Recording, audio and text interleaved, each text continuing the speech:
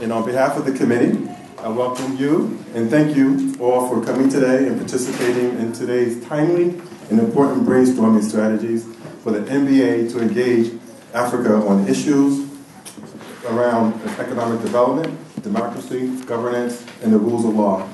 At this time, I want to point out some of the NBA International Partner Initiative Committee members.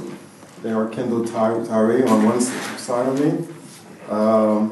Patricia Rosier, she's the president-elect. She just called me. She'll be here in about another 10 more minutes.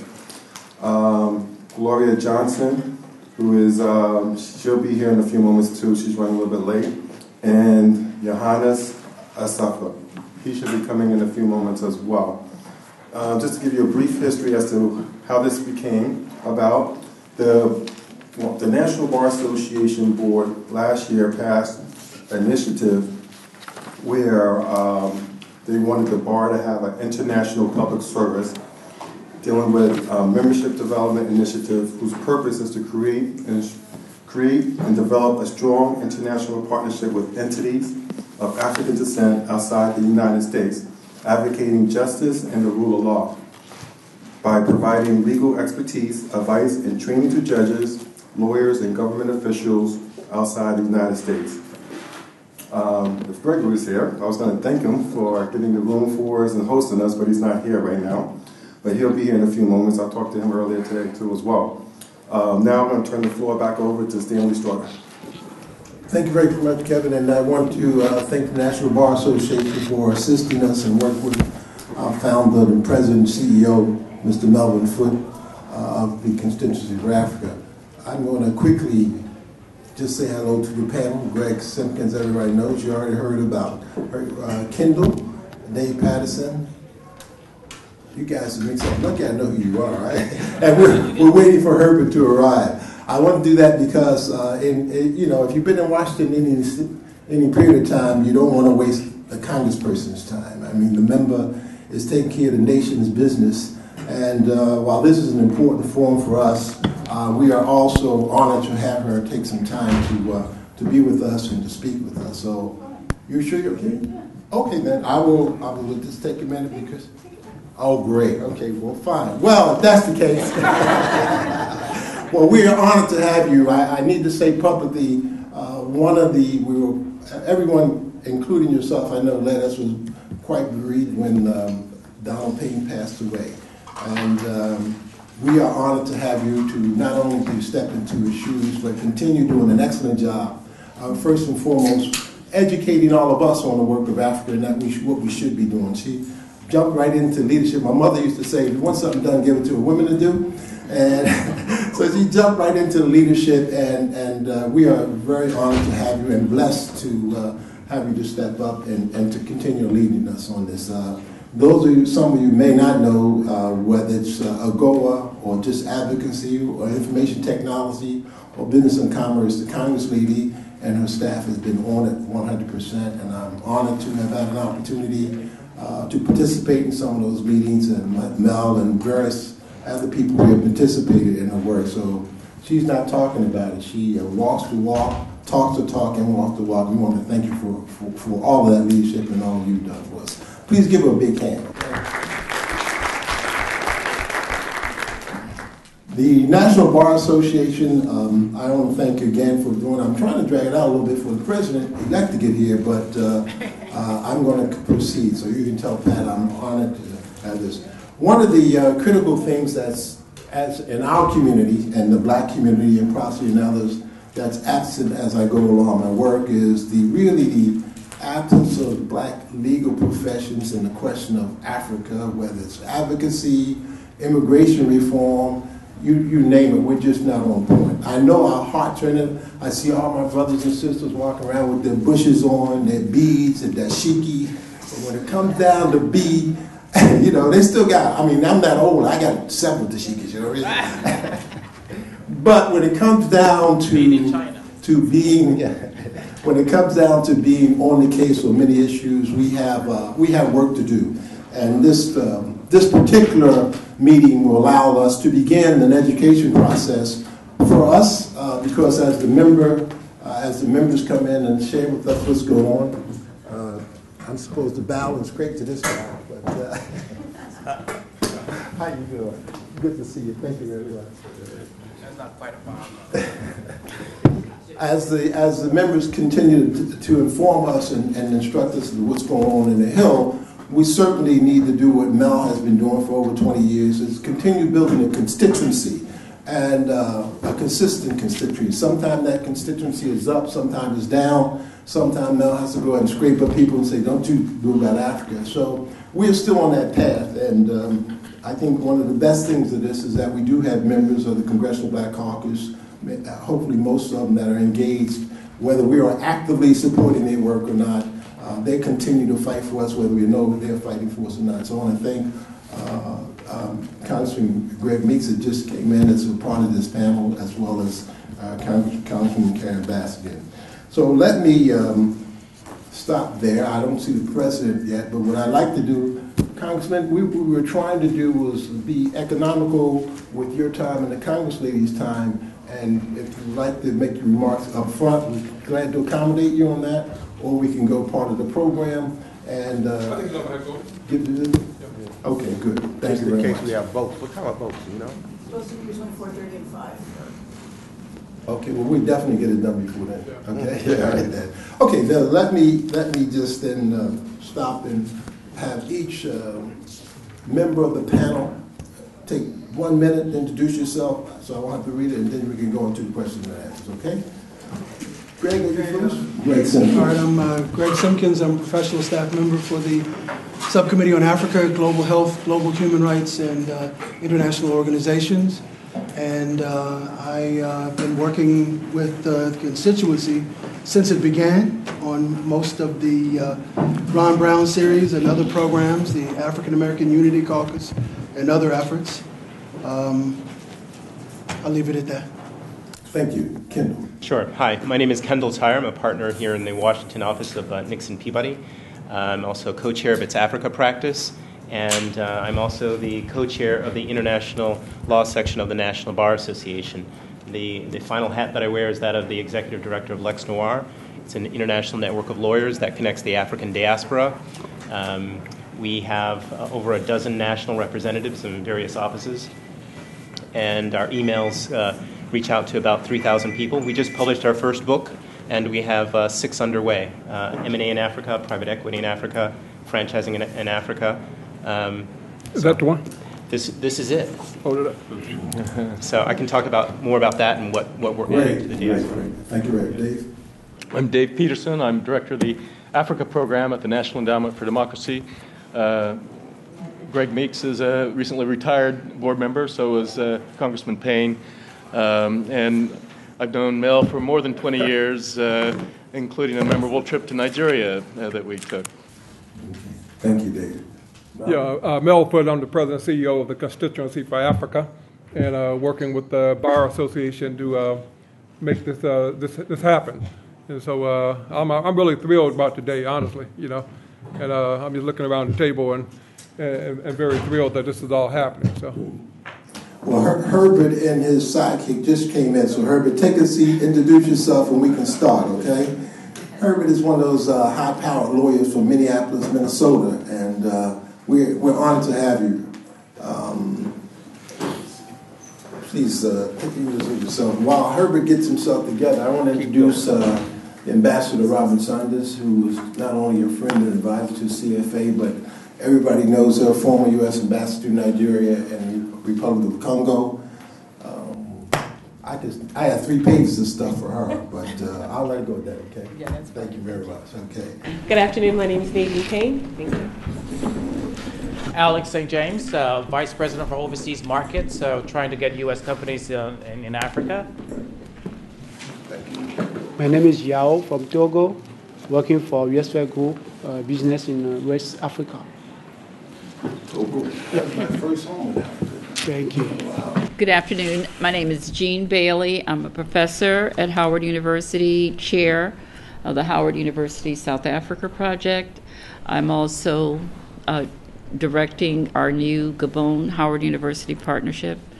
And I'm also a great friend of the National Bar Association. Work a lot together. Hi, my name is Christina Williams. I'm a recent law school graduate, and I've done some work. I've done some work on rule of law projects in Africa, so that's what I'm. Good afternoon, everyone. My name is Vahid Dejwak. I'm from Niger, and I'm currently a law school student at William & Mary Law School, and I'm going to be the symposium chair next year of BALSA. So if this is something that picks up traction, I would love to create an event at our law school. It's not if. It picks up tracking, and Thank you have it. There's no if. Congressman, I'm too old to be iffy. We're going to do it. You got it. We'll help you out. Okay. Thank you. Good afternoon, everybody. My name is Yatinai Demese. I'm a recent law school graduate from William & Mary, and I've been interning at a small nonprofit organization that works on AGOA. So I'm glad to be here. Hi, everyone. I'm Cecilia Snyder. I work at WASH Advocates. We're a nonprofit, nonpartisan advocacy group that tries to raise awareness of safe drinking water, sanitation, and hygiene issues. I'm Earl McLaren. I'm an attorney here in Washington doing some international work on BDR. Thank you. I'm Barbara Sullivan. I'm a Foreign Service Officer, Pearson Fellow, and I have the pleasure of working with Congressmember Karen Bass on investment and trade in AGOA. Thank you. My name is Vicki McPherson. I'm a partner at Greenberg Traurig here in D.C., focused on project finance in Africa through our Africa practice group. Hi, my name is Donna Scott. I'm a recently retired Army colonel, and I just established my law firm, and I'm focusing on immigration practices. Hi, my name is Johannes Asafa. I'm a member of the National Bar Association. I'm the managing partner of Pioneer International Legal Consultancy. It's an Africa practice. Our practice is Africa. And I'm also a member of Lex Noir and I'm author of one of the chapters on that book. And great to see you. I'm Herbert Igbanugo, originally from Nigeria. I've been here for 32 years. I've been a lawyer for 25. I have probably one of the largest immigration practices in the Midwest, and also an international trade practice with a narrow focus on sub-Saharan Africa, doing anti-corruption work, and also development consulting, judicial modernization type deal, and that's it. Karen Dickerson. I work with Mel and Constituency for Africa, kind of on the communications team. And my name is Jeremy Johnson. I'm an interning Congressman in Meeks' office. I'm also a law student at the University of Pennsylvania at this moment. So, thank you. Hi, I'm Rachel Russell. I'm a Brookings Fellow working in the office of Congressman Gregory. Hi, I'm Jerry Ravenel, president of Low Country International, a 25-year-old export trading company, as well as an adjunct professor of Africans in the diaspora at Springfield College. Hi, I'm Dr. Sherry McFarland. I'm a friend of Mel Foote, and I teach the international geostrategic intelligence issues in Africa at the National Intelligence University. Hi, I'm Zagana Shlapso. I'm a recent George Washington University Law School graduate. Good afternoon. I'm Kana Anasafa. I'm a recent graduate of law school from Ethiopia, now interning at a small immigration law practice here in the Silver Spring area. Good afternoon. My name is Ariawole. I'm a recent law graduate from George Washington University. hi, everyone. I'm a reporter with Voice of America. My name is Alan Ramsey. I work with Herbert on various development projects in East and West Africa. And I remember running into Johannes a couple months ago in Tanzania, very randomly at the airport. So, nice to be here. David Youngblood. I'm general counsel for a local firm here, lobbying shop here, and I'm also a member of Lexmark. Thank you. Good afternoon. I'm Eric Williams. I'm the staff director on the Africa Subcommittee in the House of Representatives and work for Representative Karen Bass. Again, my name is Kevin Judd, and I'm a prior vice president of the National Bar Association. I am currently the chair of the National International Partnership Alliance Committee for the National Bar, and I also have a firm here that concentrates on bankruptcy and about to get into bond financing as well. Thank you again for all coming out.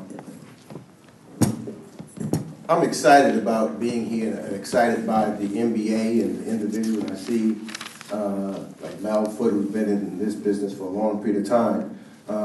For me, when I first got elected to Congress, and I can't believe it's soon to be 15 years, I wouldn't travel anywhere, I said, until I visited Africa. So I refused to travel to any other continent, to any other country, or anything else on an official basis until I had the opportunity to travel to Africa. I said my first trip had to be to Africa. And the reason why, and I think that Donald Payne was here at that time, and we were focused, and the members of the Congressional Black Caucus said, while we, and this was before a lot of the DNA testing that, was coming out so folks could find out where their heritage is from. But since we said at that time, since we did not know which country in Africa we came from, we decided as members of the Congressional Black Caucus to adopt the entire continent. And it was tremendously important, and it still is tremendously important to the members of the Congressional Black Caucus, so much so that that's why Karen Bass and I co-chair for the CBC, its Africa committee. And I've got to say that there has been a lot of progress in those 15 years. When we started, we had a conversation about Africa. Most often what was mentioned, the most often characteristic that was mentioned was Africa was the poorest continent. That was the context of what individuals talked about at that time. That's no longer the case. These days, when you have a conversation about Africa, more often you're hearing about a flourishing economy, progress on some difficult issues like health care and conflict resolution and rule of law, education and advancement. So those are the things that you're hearing now in regards to the continent, on the continent. And if you would consider that in the past decade, foreign direct investment has tripled. And in the next decade, consumer spending will almost double.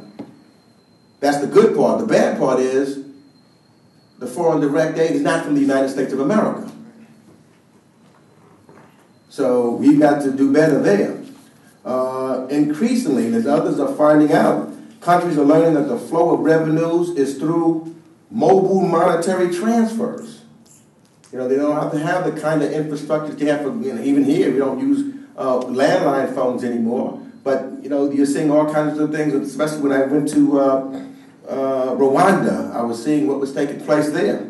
And they're embracing technology as a driver of growth. One of the world's fastest growing economic regions is sub-Saharan Africa, with 6 out of 10 of the fastest growing economies.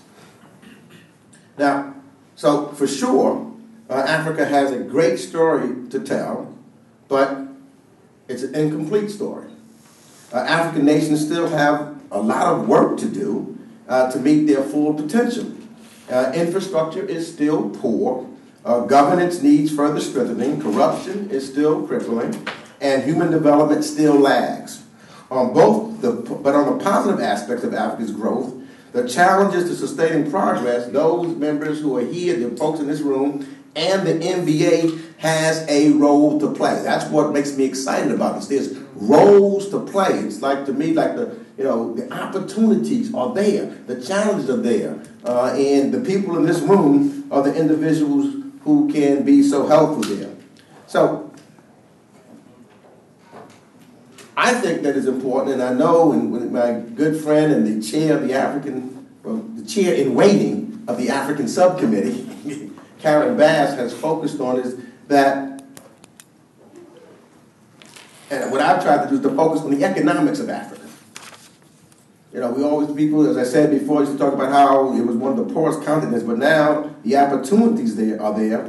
And so the economics of Africa is the role that I think, a huge role that I think that the NBA and others can play. I have, after my first trip, I've taken a number of trade missions to Africa, different countries. And especially when I was the chair of the Subcommittee on International Monetary Policy and Trade. And as a result, I had to work closely with the World Bank and the African Development Bank President whom is in the country right now, and other international financial institutions on financial services related aspects of Africa's development. And I've been on trade missions with individuals who are both eager to invest and those who are reluctant to invest. And I'm meeting companies and people now who want to talk to folks about the needs in Africa and about how and where to invest.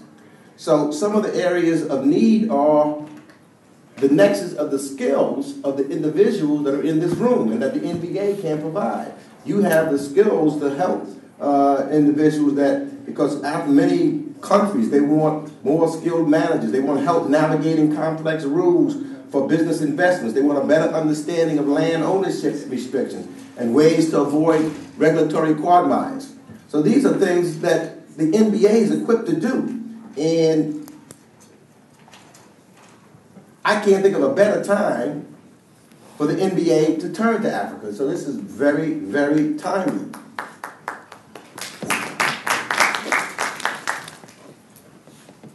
And it's on all fronts, because Africa could use the skills that you have, whether it's government, private sector, non-profit sector, not-for-profit sector, civil society. In fact, I think that if we could do meetings like this across the continent, that would be fantastic, because you will be welcomed, and it would be something that is tremendously important. Now, one of the things that I think that we have to do, and Karen Bass did it today when we had Secretary of State John Kerry before our committee. She was starting to ask the questions in regards to our government's focus on Africa, to refocus on Africa. And so we've got to make sure that our State Department's budget and what we're doing with reference to Africa in our country, the Secretary had to admit that the returns would be great, because right now China is investing much more in Africa than we are. So what I would like, we got to be able to utilize, and I've been talking especially some of our businesses, to utilize the U.S. Department of Commerce, and especially for minority-owned companies and businesses, for the opportunities that are there. The Minority Business Development Agency is working to help minority-owned businesses and the African diaspora-owned businesses gain access to these emerging markets. But they can do more. The more people we can send them, the more work they can do. We also need to make sure that we talk to the administration, the Obama administration, about, and I'll leave for Karen, because I know Karen's going to talk about the great work that she's doing on AGOA.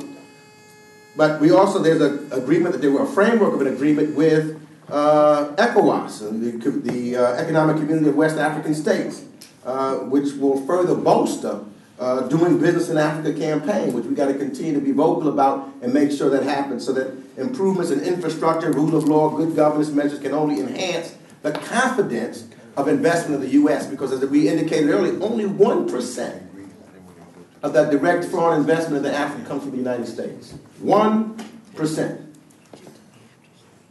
So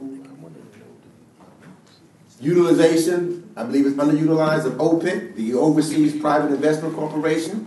The U.S. Development Finance Institute has implemented also programs for U.S. business to invest in Africa and other emerging markets. And Access Africa Fund supports basic financial services in sub-Saharan Africa, such as saving accounts, microfinancing loans, and family financial planning services. Entrepreneurs in Africa are using innovative technologies to facilitate business transactions where there's a lack of physical banks. So opportunity is there.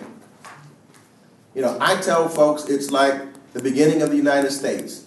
Folks that go west at that time, and you pick up and you learn, so we have the opportunity to get on while we can control the engine. You don't want to be on in a caboose, the Johnny-come-lately. We have an opportunity, and the climate is right for us to move and do what we need to do on the continent, because it is the continent of growth. And I can't think of a better person in Congress to lead the African subcommittee than the person that is there now. Focused, dedicated, innovative, and let me tell you, tenacious. She is one that I know from afar, had watched and looked as she became the first African-American woman to be the Speaker of any legislative body, less known the great state of California. And so with the unfortunate passing of Donald Payne, and I close because I have to mention Donald, who you know, whose life was based on Africa. And when he passed, a lot of individuals, and there is a void, but they thought that no one would be able to step up to the plate. Let me tell you, Karen Bass came in, she said, look, she was a freshman. And she figured out, and we worked together to take Donald's place on the committee. She's done that. She's still there. She works hard. So I'm glad to flip it over to my friend, colleague, the chair in waiting of the African Subcommittee, Karen Bass. Thank you, Congressman. Congressman, I just want to introduce everybody to the President-elect of the National Bar Association, Ms. Patricia Rosier, who is here, and she's going to speak after our Congressman. So please. Thank you, everyone. I appreciate that very kind introduction. I do have to tell you, I'm going into my third year now in Congress, and one of the things I've enjoyed the most is who I get to work with. And so the opportunity to work with members of Congress, and as my colleague mentioned, Greg Meeks, when I came here, I was very excited to sit next to Mr. Payne, and to figure that I could sit there for a number of years and soak up all of his knowledge and his energy, and I was very shocked and saddened like everybody else when he passed. And I know that there's so many people around the table who knew him and worked with him for many years, and so it's really my honor to be in the position. And working with Greg Meeks, who I knew years before I came here, and I remember you actually when you were first running for office, to come into Congress. And so it's just a real pleasure to know that there's so much knowledge in Congress and so many people who are so willing to support you. And so Greg and I have a great partnership going in the CBC, but not just the CBC, in Congress as a whole. And one of the things that we're both trying to do together is to work and to change the way our country and our Congress views the continent of Africa. Not as,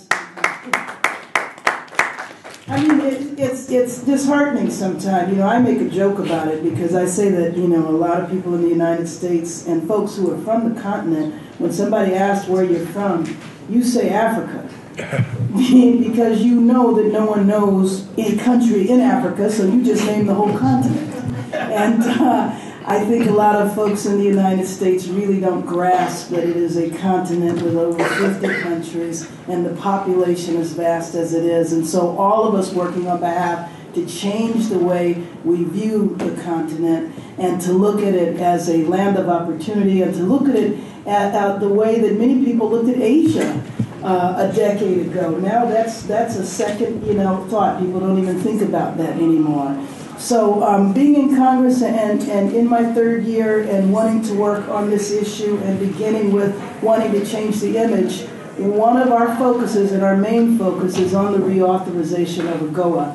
And I'm fortunate in that sense because so many of you around the room, Stan, Mel, Ambassador, have so much experience. And what I really wanted to do in my short time talking to you is really to ask for your help, because as you went around the room and introduced yourself, there's so many people here with so much experience of doing business, working with the continent, and it's that type of expertise that we need now. You know that AGOA doesn't expire for another couple of years, but why wait? I mean, Greg and I would actually like to break the pattern of Congress. Instead of waiting until the last minute, it expires in 2015. Why don't we get started now? So we have formed a bicameral, both the House and the Senate, a bipartisan working group that is looking at AGOA.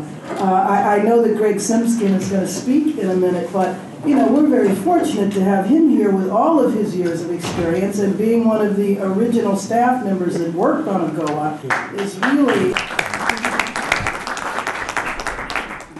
we are looking to him and his expertise to tell us what happened before and what needs to be done moving ahead. And so in forming this bipartisan, bicameral working group, we've compiled all of the studies and the recommendations that people have made over the years about AGOA, because there's no reason to recreate the wheel. But to have you at the table to help us with the critique and to figure out how to move forward, I would really appreciate personally. And so I did want to extend an invitation to you. We're having a breakfast next Thursday. I have some invitations now, but Eric will have more invitations brought down. We're working with Chairman Chris Smith, who Greg Simpkins works for, who is the chair of the subcommittee, and also with Senator Coons, who is the chair of the Africa Committee there, as well as Senator Flake.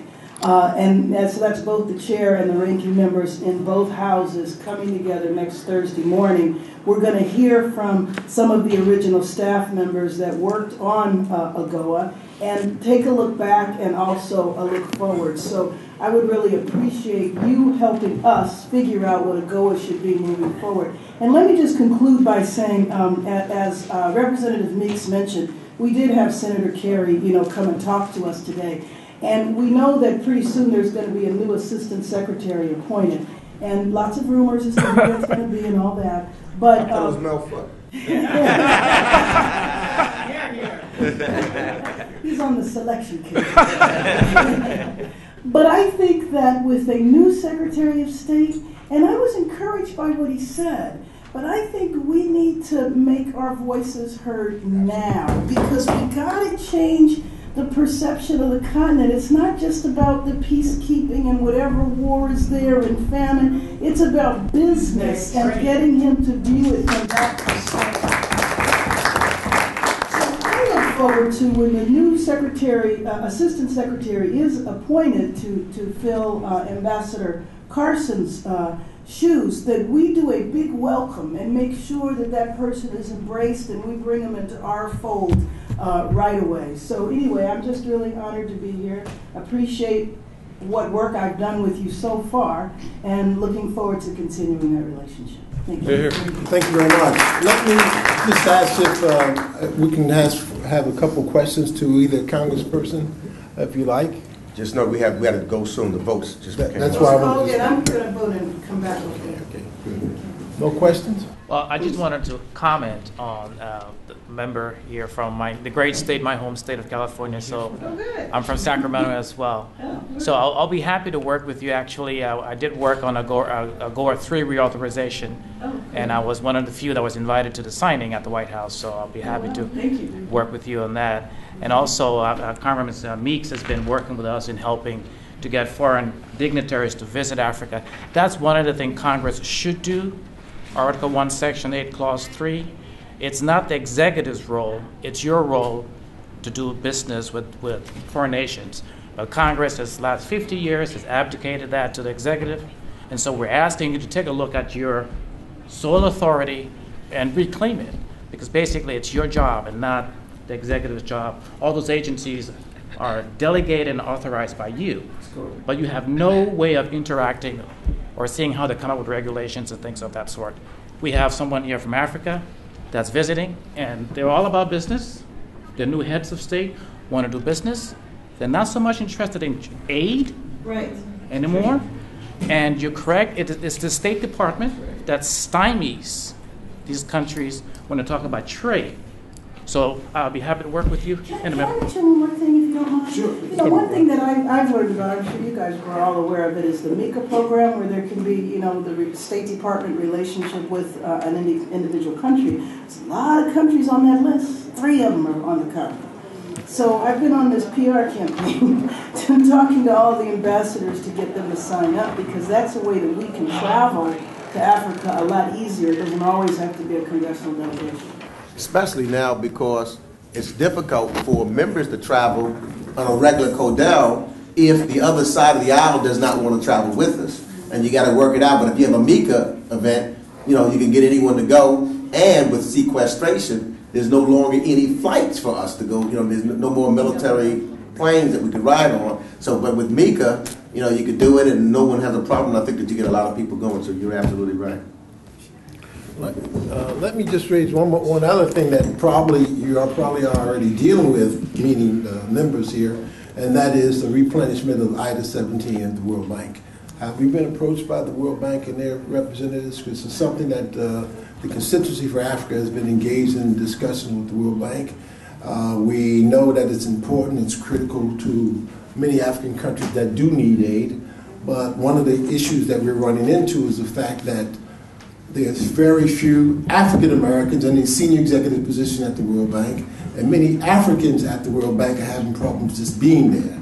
So it's a delicate balance for us. How do we help engage the World Bank and its leadership around not only its duty, but more importantly, how it corrects this thing? Mel and I have been working with this some time, Robin and Janine. One of the issues we really see is that when the World Bank wants to get around something, get something accomplished in the World Bank, it puts its budget behind it, its money. So that a big issue with women, that's no longer an issue.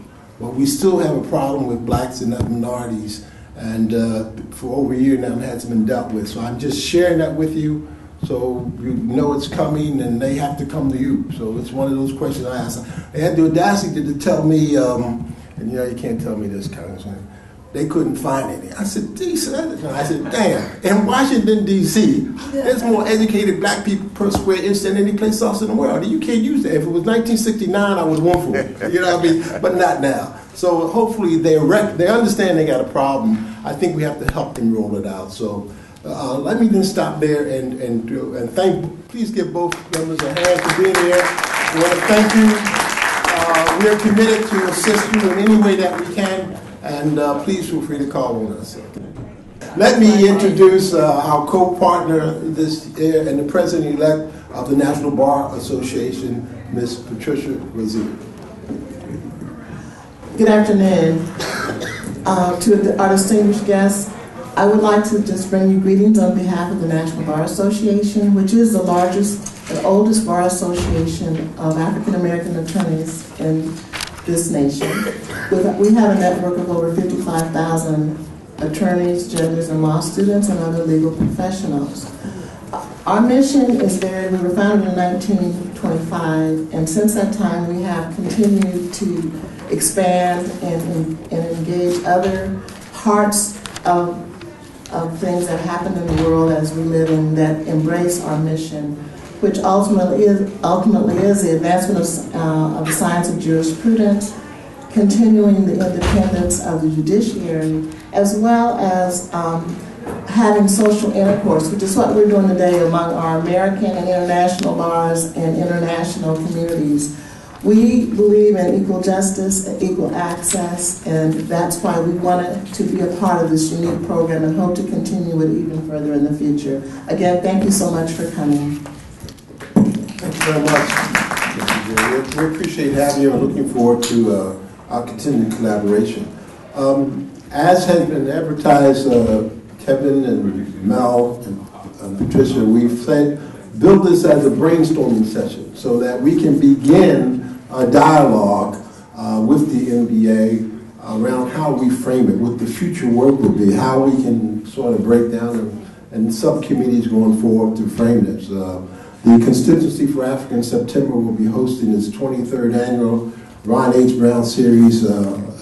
Goes concurrently with the Congressional Black Caucus Legislative Weekend. So we have a lot to look forward to and a lot of work to do. And so this is not a definitive session, it's the beginning of a process that we want all of you to be engaged in, and I want to thank the President-elect again and Kevin and Mel for getting us in this room, as Congressman Meeks pointed out. It's long overdue, so thank you very much. On my agenda, I have everybody's bio, but I'm not going to read it. I'm going to ask you to introduce yourself, and then we can go down and you can take the appropriate time for your presentation, and we can engage the group. So let me ask, excuse me one second. My boss over there, she's saying you have 5 minutes to do your thing, and we can go on. So let me have the honor of introducing to you Mr. Gregory Simpkins. All right, thank you. As Congressman Meeks said, I think diaspora lawyers have a very important role to play on the continent.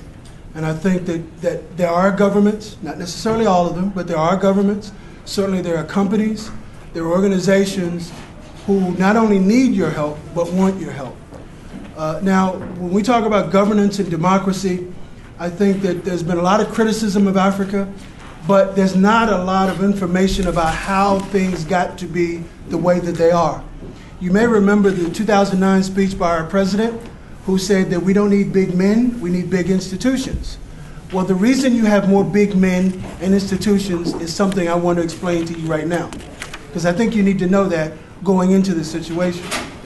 Now, colonialism was different across the continent as it progressed. You have the Germans, the French, the Italians, the English, the Dutch, the Portuguese, all of them, they did things differently. The British provided more administrative training than, say, the Portuguese. That's why in the British colonies, you find a lot more qualified people who are able to manage government well because they worked in government under the British before they left. The Portuguese, as a contrast, when they left Angola, they took the light bulbs. They left nothing. There were 3 college-educated people working in any government capacity when they left. How are you going to run a government with no educated people? The educated people from Angola were somewhere else. Now, when the colonialists lost control of Africa in the 50s and the 60s and 70s, what they left behind was a policy of divide and rule. They turned one group against the other. We see in Rwanda and Burundi, the Hutus and the Tutsis. That's not a Hutu and Tutsi problem, that's a Belgian problem. They left that, they created it, and it continues. It's kind of like creating a Hatfield and McCoy situation, only deadlier. Now, we rightly criticize tribalism for the inequality that it causes. It distorts the meaning of federalism. I've done work in Kenya for about 20 years, and one of the most prevalent things I heard was, it's our turn to cut the national cake. When we say federalism, we mean, well, the states control their own area of the country. When they say that in some African countries, they mean my group is the dominant group and all the others are just interlopers. And they'd actually throw you out. If I went to Iowa, I'd just be a Marylander moving to Iowa. If I'm a Kikuyu going to Luo land in Kenya, completely different. And that's what we have to understand. Now, this is something, by the way, that we really need to monitor in Kenya. We had a hearing on Kenya yesterday. They've created 47 new counties. In these counties, you have a mix of ethnic groups. We need to watch and see whether they need affirmative action, because they may. In the developed world, we criticize corruption without acknowledging the inequalities that caused it in the first place, or the bribes that keep it going. Members of the Organization for Economic Cooperation and Development, the OECD, including our own country, have pledged to refrain from bribery, but there are many who continue to do this. Germany, for example, used to give a tax break for what amounted to bribes. They didn't call it that, but that's what it amounted to. And by using these bribes, and the countries like China, Malaysia, and some of the rest, they're not in the OECD, so they're not abiding by that. They're not even pretending to abide by that. What that does is it facilitates grand corruption, which distorts the economy and prevents people from having the kind of services that they're supposed to have, that what taxes they pay are supposed to fund. It also ensures that these governments are ruled by people who are just absolute criminals in many cases. That's what funds them. Every year, they distort economies and use unfair practices to hold on to power. Now, some of the colonial powers prevented their African subjects from becoming widely educated, as I mentioned a little earlier. And in Equatorial Guinea, for example, they were so isolated that when the previous president, not the current one, the nephew of the previous president, who, by the way, had his uncle executed, after a trial of sorts, all of the treasury of the country was taken from the capital with that president, and when he was tried and executed, they found all of their money in a house in Mongomo in eastern Equatorial Guinea. These kind of crazy things happen because the colonial powers put in place before they left people they thought they could control. In the case of Equatorial Guinea, they had a Spaniard who was attached to the president like this. And they thought, well, he'll control him, he'll manage him. What they didn't count on was that the former president was legally insane. And he was going for therapy regularly to Spain. It didn't work, however. And so he didn't listen to the guy they had put in. Now, in other places, they do. I've been in Mali, for example, where you go to talk to the Bank of Africa, and they'll talk to you and discuss things with you. Oh, excuse me for a moment. They'll go in the back and talk to the Frenchman who's actually making the decisions. And this happens over and over and over. And so you have to understand that when you go there, that the person you talk to is not necessarily the decision maker. The other thing is, even in a country, I'll give you Equatorial Guinea again, is run by clans. So you talk to the president, but he answers to the clan. So he has to check with somebody else on what he's going to do or get some consensus. The whole idea of consensus is something I wish we could bring to the Congress, actually, because we don't do that anymore. But that whole thing, you know, the image of sitting under the tree and having a decision, that's actually a very good way of doing business. And they do that. But colonialism has distorted that because behind the tree is a Frenchman or an Englishman. So it distorts what we can do. But I think that if you look back at the 50s and 60s, there were two things that were happening simultaneously. One was the civil rights movement here. The other was the African independence movement. And one depended on the other. We often don't realize that. When Africans came here as leaders of countries, as ambassadors, they were not able to be prevented from going to restaurants and staying in hotels. That opened things up for us. A lot of us don't know that. What we also don't know is they looked to our leaders, our Dr. Kings and Malcolm X's. They were inspirations to them. They saw us protesting for our freedom, and they said, well, we can do that too. Mm-hmm. So we have helped each other, and we have to get back into it and help each other again. As long ago as 1935, we had a huge demonstration on behalf of freedom in Ethiopia from the Italians. A lot of black people were involved in that, but somehow we kind of drifted away from it. We need to get back to that. That was the premise on which Mel founded the Constituency for Africa 20 years ago, of building this constituency. It's there, and he would himself tell you it's difficult to get it to wake up, but it's there. We need to do it, and we need you attorneys to be an integral part of that.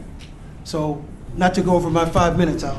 Thank you very much. I don't want somebody to say, are you sure about that 5 minutes? We're going to have some opportunity for question and answer, and thank you for your contribution to this discussion, because I think at my advanced age, one of the wonderful things we have going for us are these young people sitting around here who just leaving these law schools, and they can go out and raise hell and use the law. We had to go out and raise hell and get beat with a stick and get beat back.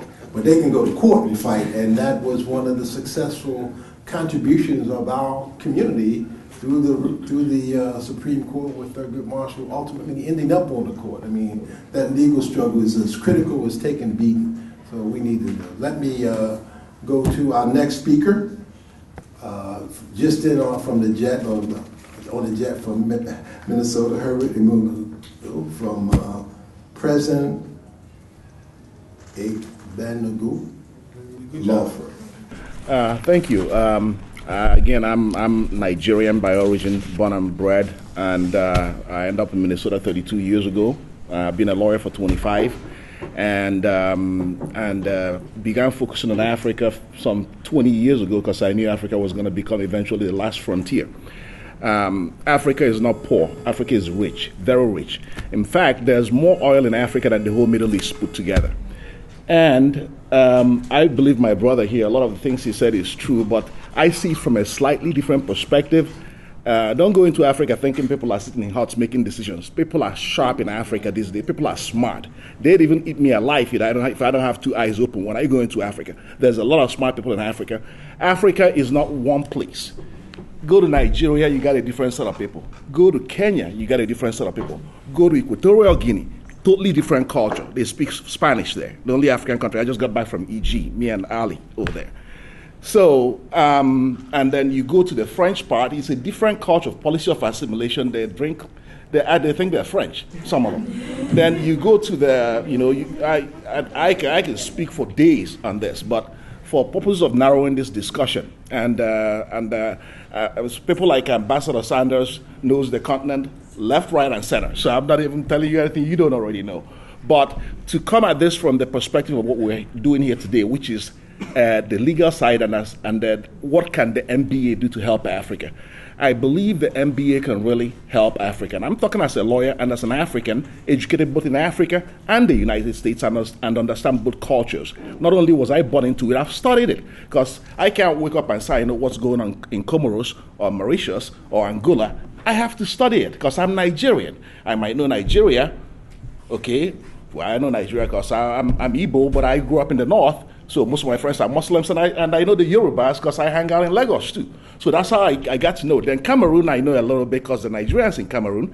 Then, Niger Republic, well, some of the people that gathered my house when I was in Kano were from Niger. Totally different culture altogether. So Africa is such a dynamic, diverse place. To even put it in one context, it's amazing. He said he's from Niger. I'm looking at him like, when? People don't look like you in Niger. So I mean, so it's such a okay. So, but one thing is this: Africa is open for business. There are very sharp people in Africa. There are very intelligent people in Africa. There's a lot of people that have studied overseas and went back home over the past 5-10 years, because actually you make more money in Africa than you make here. If I wasn't married to an American, I'd go home. But she told me it'd be a divorce. So that's why I'm still hanging out in Minneapolis. Otherwise, I'd be in Nigeria counting coconuts and money. Okay? So there's so much going on in Africa. It's exciting. It's the new land of opportunities. The Chinese got it better than the Americans. That's the problem. The Chinese plan to have 7 million people in Africa over the next 10 years. And they ain't plan on leaving. I mean, they're going to stay. They built a stadium in Tema, and they left, and there's 4,000 African Chinese running around in Tema, okay? And that's because when they go to build something in Africa, they bring a village. They don't even hire local labor. So what the Chinese do in Africa, it's not the best for us, but it's the best we can get. Because to get a loan from Chinese Exim is 1 page. To get it from the U.S. Exim Bank is 50 pages. And you're still ain't going to get it, So those are the types of things that'll help. But coming back to the law, the MBA can help because the biggest problem in Africa is the rule of law. The rule of law is the biggest problem in Africa. There's no independent judiciary. The executive controls everything. And with an independent judiciary comes economic growth. The nexus is very clear between the two. The MBA can really help to build up African judiciaries and the African legal system. For instance, you go to Nigeria, you have 10,000 lawyers. There have been lawyers they call them Queens, they used to be Queen's Counsel because most of those guys studied overseas in England, came back to Nigeria. These are sharp lawyers. They'd be some of the best lawyers even in England if they were there. So we're good in Nigeria. But you go to Equatorial Guinea, there's 200 lawyers. And some of them studied in China, in Japan, in Spain, and there's no sense to the legal system. Senseless. Because there's no organization. It's not structured. And you have the same in places like Angola, where the Dutch left almost naked. So it's still picking up. There's not a lot of lawyers there. But if you go to Cameroon, they have a good bar association, strong bar association. You go to Nigeria again, strong bar association. You go to Ivory Coast, very developed, banking capital of Africa. And South Africa, of course, is like almost a European country. So there's the need, but the need you have to identify in terms of the countries. There are smaller countries like the Comoros, Sao Tome Principe, and Mauritius, Djibouti. Some of the smaller countries that don't have the same amount of education and development. Those are the places that the National Bar Association can focus on, and I don't think it'll be too difficult to get to them through the African Union. I think, to deal with the African Union. And in fact, I have something called African Council. I send out once in a while. Some of you have been around to get it.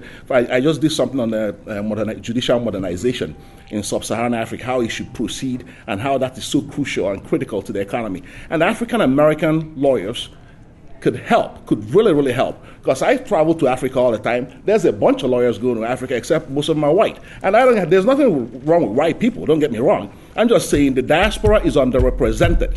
You're in a flight from Paris to EG, not too many Africans. You're in a flight to some of this country, even Ghana. It's just a lot of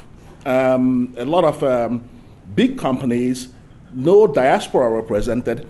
They're the ones enjoying the fruits of Africa, and we as African diaspora would actually want to help, but also make money in the process. And that's not a problem.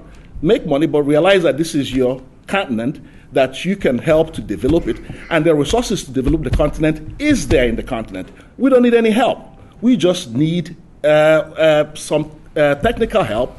And I think the mental capacity of the National Bar Association, if you bring it to bear in Africa, we'll all get rich together and be successful. Thank you, Herbert. I think hopefully, Herbert, in the question and answer period, we can talk more about the stuff that the actual work that you're doing on the ground to help deal with corruption and the things like that. Also, mergers and acquisition. I mean, there's a lot of opportunity for us to do things, but again, as you point out, the intellectual capital isn't there to help us, like just to structure a deal, for example. It's probably, I don't know why, I don't know what the problem. There's something magical about Africa. When you say Africa, people don't know how to structure it, they don't have to organize, they don't have to put the financing together. Every place else it just happens, but for some reason, so we're going to have to work at that. I think the NBA has a role to play in that respect too. Let me ask David Peterson, from the director of the Director for Africa at the National Endowment for Democracy, for some remarks also. Thank you, Stan. Thank you for convening this meeting, because I think it is very important and potentially very useful. Let me first say just a couple things about the endowment to give you some context about what we do and how the MBA might be able to engage with us, and then throw out a few ideas about how I think the MBA could be involved in Africa, particularly in terms of governance, democracy, rule of law, and human rights. The National Endowment for Democracy is a grant-making organization. It's privately incorporated, but it's congressionally funded. So in many ways, we see ourselves as a kind of a creature, a child of the Congress. We have two sections, you might say, of the endowment. There's one which is our core grantees, represented by the National Democratic Institute and the International Republican Institute, and then the Solidarity Center that works with the trade unions, and the Center for National Private Enterprise that works with business associations. So those four core partners, observe elections, provide assistance to legislatures, strengthen trade unions and business. And we can talk more about them later, but the other half of the endowment is devoted to what we call the discretionary grant program. It's a small grant program that goes directly to indigenous organizations around the world. In the case of Africa, we have about 240 partners currently working in about 30 countries. And my estimate would be that about a third to half of those are focused on either human rights or the rule of law in some way, and many of them are certainly led by African lawyers. I think that there are a few other organizations that we've worked with over the years that might serve as a kind of a model for what the NBA could do. For example, there's the used to be called the International Human Rights Law Group that was led by Gay McDougall. Some of you may remember her. It's now called Human Rights First, but they would go into countries, sometimes with our support, and work with the local civil society organizations, human rights organizations, trying to build their capacity, giving them information about international human rights standards and how to do good human rights work in many ways. Another example that occurs to me is the American Bar Association, which, although the endowment is not supporting them, they do get a lot of support from USAID. And I know that they are certainly present in a number of African countries doing worthwhile programs. But if the ABA can do it, why can't the MBA? So another idea. And then finally, another organization that we have partnered with and that Mel knows very well is, of course, Africare, where that organization has been able to go in, again, working with local civil society organizations to strengthen their capacity to do civic education and various types of democracy promotion work. Just a few weeks ago, we had a board meeting at the endowment, and one of our newest members, Anne-Marie Straughter, was talking about Kenya and the recent elections there. And as it happens, the Chief Justice of the Supreme Court in Kenya, a guy named Willie Matunga, is a former partner of the endowment when he used to be with the Kenyan Law Association. And he played a very important role, as many of you who follow Kenya must know, in terms of deciding that Uhuru Kenyatta had in fact won the recent elections. But it was a very difficult decision for him. He was under a lot of pressure throughout that process. And Ms. Slaughter was saying, well, the endowment should be supporting people like this. And as has been mentioned, there is, I think, a problem in Africa with the independence of the judiciary. Some countries are better than others, but I think it is certainly an area where an organization like the NBA could come in and provide not simply technical support or financial support, but just solidarity. I mean, a lot of these organizations, civil society, your counterparts in Africa are not simply interested in material support. They want that sort of solidarity, that there's somebody out there somewhere else in the world that is concerned about their work, and just to have that two-way communication, I think, is something that really is very important. So I'm always available here in Washington, D.C. My email is dave@ned.org. And I'm happy to continue to consult with the NBA or anybody else, to see how we might be able to work with you to support programs in Africa. David, give them your website. I mean, it's ned.org is the website, so you can find out all about they are doing a lot. They're supervising elections or collaborating on elections around the world, so they're not singularly in Africa, also worldwide, right? That's right. Okay. This next young man has turned out to be a very good friend of the Constituency for Africa and has worked with us over the last couple of years with our Round Brown series. As he's already pointed out, he's a member of a major international organization of lawyers, and he's a partner in the law firm of Nixon Peabody here in Washington, D.C., and he chairs their Africa Working Group. So I'm honored to introduce you to Mr. Kendal, Tyre. Good afternoon. I thought it might be helpful to give, just to tell a story, and it might reveal some of my perspective as far as what the National Bar... President-elect says he's also an NBA member. Yes, most definitely. First and foremost, in fact. So I thought it might be useful to give a story that relates to the National Bar Association. I've been involved as chair, co-chair, in some capacity of the International Law Section for forever, I think, for at least 15 years, maybe, about 15 years or so. And it all started, I guess, in about the fall of 2000. I had to go to the UK for business. And the evening before I left, I think the Washington Bar Association, which is the NBA affiliate here in Washington, D.C., was having a program on racial profiling. It was very interesting. So I had about 3 hours to kill. It was just down the street. So I went right before I was going to go off to Dulles. And so it was a very interesting program. They were talking about strategies, what the bar could do, just really trying to strategize how to bring the the community together to really address this situation that was really making a lot of headlines at that time. Good program, met the people that I needed to meet, got on the plane, and 7 hours later, whatever, I was in the UK, had my meeting, and I also knew that that an organization called the Society of Black Lawyers of England and Wales was also having a program that evening. So I found out, called some of the people that I knew, and they invited me down. Guess what the program was on? Racial profiling. What we as a community could do, solutions. And I was sitting there in the audience, and if anything, I was just angry. I was angry because we had these two communities who were struggling to come to grips with what they could do. And there was no communication, there was no leveraging, it was just, there's power in numbers, as we all know. And it was clear to me that there was something that needed to be done.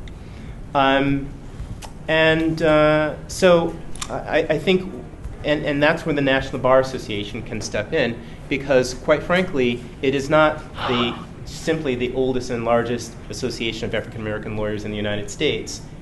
It has the leverage and the possibility to be to work on the global stage, because all those groups that are in the UK and throughout the world exist and are hungry for help and are hungry to work with us, to work with and in Africa.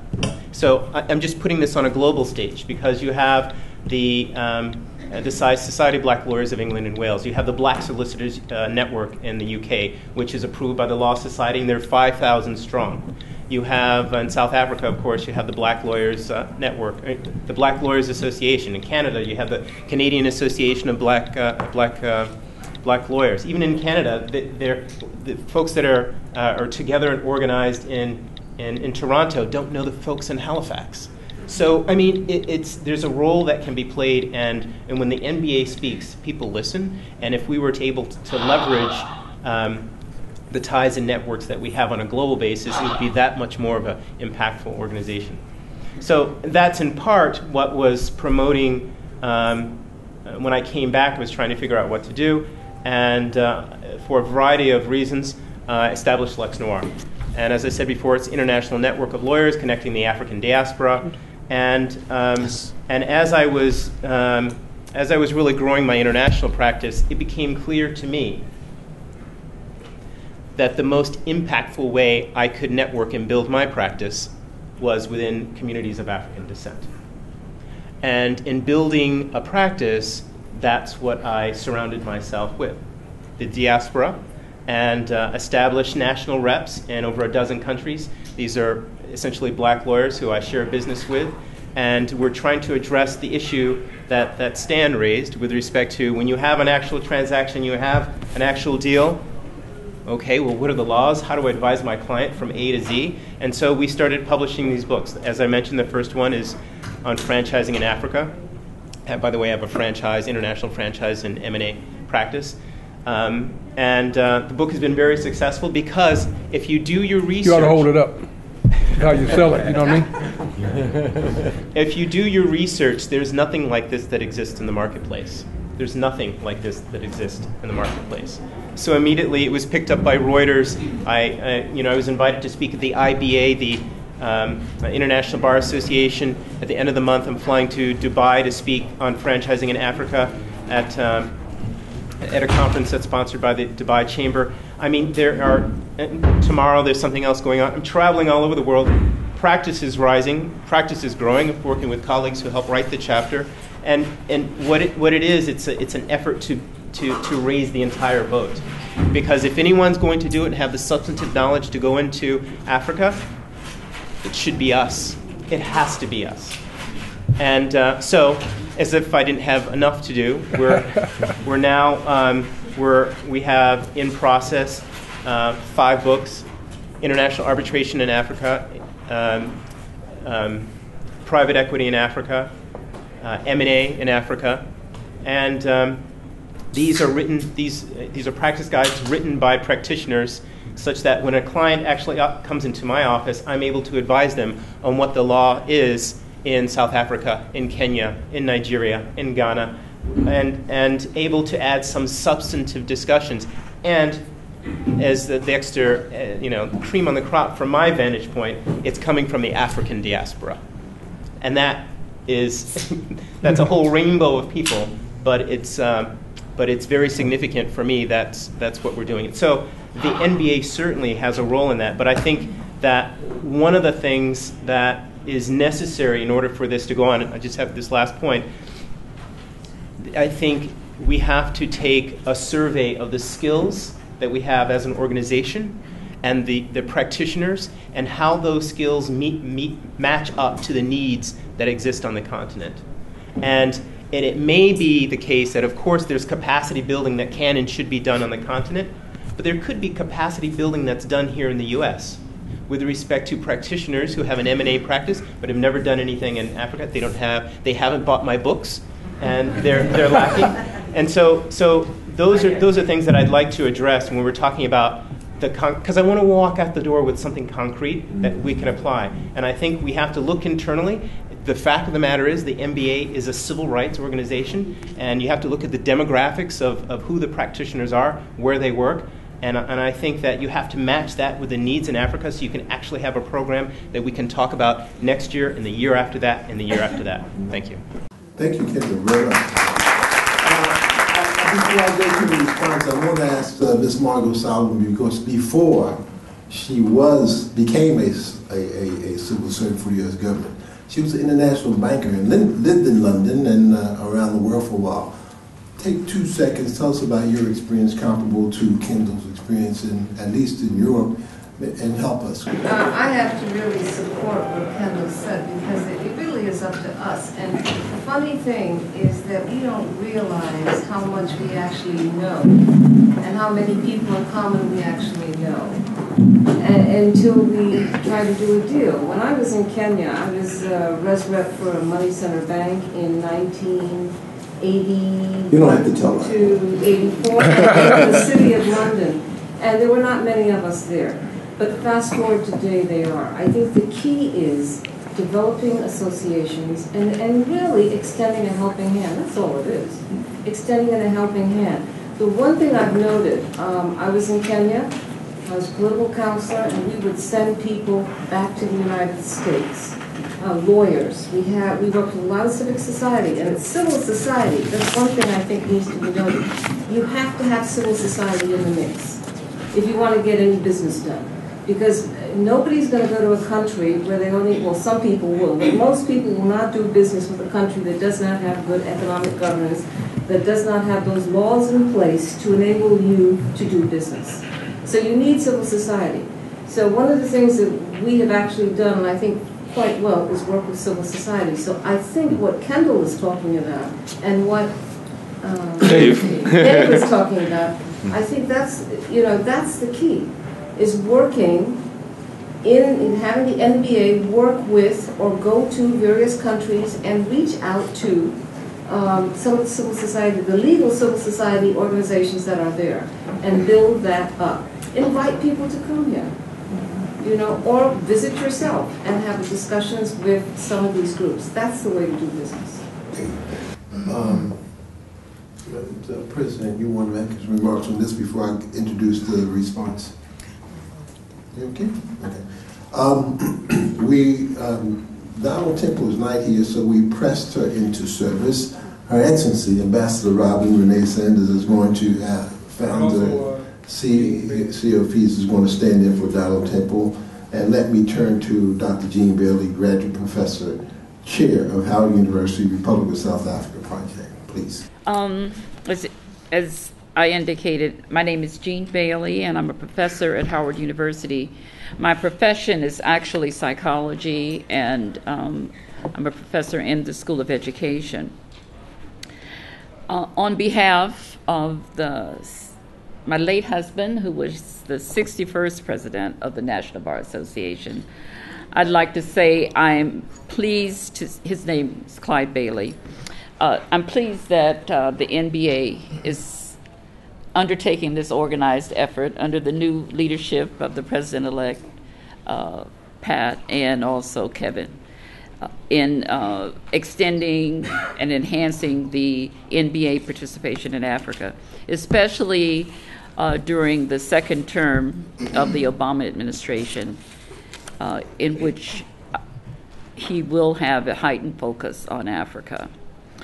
I just had a meeting yesterday with his office on Africa in relationship to their Young African Leaders Initiative, which they are engaging universities in training a cadre of African leaders over the next 5 years, and they have asked Howard University to participate. They will be engaging in areas in business and entrepreneurial development, civic leadership, and public service. So they will be needing practitioners to serve as hosts and training, and it's a way to build linkages across the country, across the continent for years to come. So I see that as a great opportunity for partnership between Howard University and as other universities around the country for the National Bar Association. I serve as chair of the Howard University Republic of South Africa project, but we do have a new initiative at Howard University where we are expanding our internationalization efforts. The provost just returned from a trip to Africa where he went to Nigeria, Malawi, and South Africa.